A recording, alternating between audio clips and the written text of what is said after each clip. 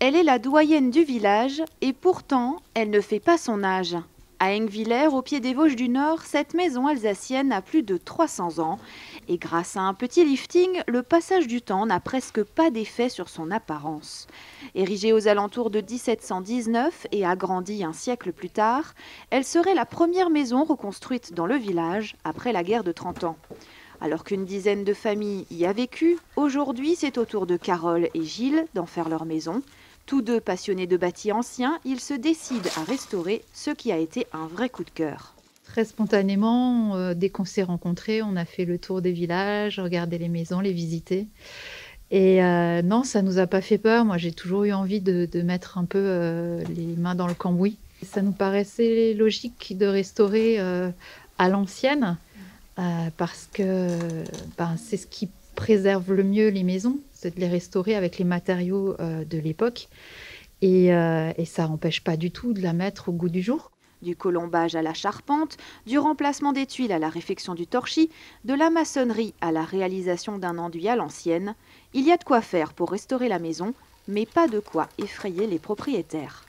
On essaye vraiment globalement de respecter son ancienneté, de la refaire comme elle était au début du 18e. Il reste la deuxième et la troisième couche de l'enduit traditionnel à la chaux à l'extérieur, les fenêtres, et après on va attaquer à l'intérieur avec l'isolation chaud-chambre, puisqu'on est vraiment dans une démarche éco-responsable. Il y aura la récupération d'eau de pluie. Sur la grange, il y aura des panneaux photovoltaïques pour être le plus autonome en énergie et en eau, et après aménager à notre goût. Si restaurer une maison soi-même réduit considérablement le coût des travaux, le soutien de certains organismes est parfois nécessaire. C'est le cas de la Fondation du patrimoine, une association de préservation du bâti ancien qui lance un appel aux dons pour la sauvegarde de cette maison traditionnelle. Il y a environ 300 maisons alsaciennes qui disparaissent tous les ans. On ne peut pas intervenir pour sauver 300 maisons. Ça engagerait des sommes colossales. Moi, j'attache beaucoup de prix à ce que les Alsaciens, d'une manière générale, redécouvrent leur patrimoine.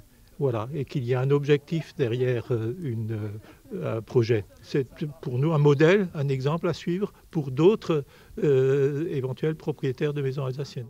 Carole et Gilles espèrent entrer dans leur maison d'ici la fin de l'année et pour les soutenir dans leur projet, les dons peuvent être envoyés à la Fondation du patrimoine qui fera parvenir un reçu fiscal à chaque donateur.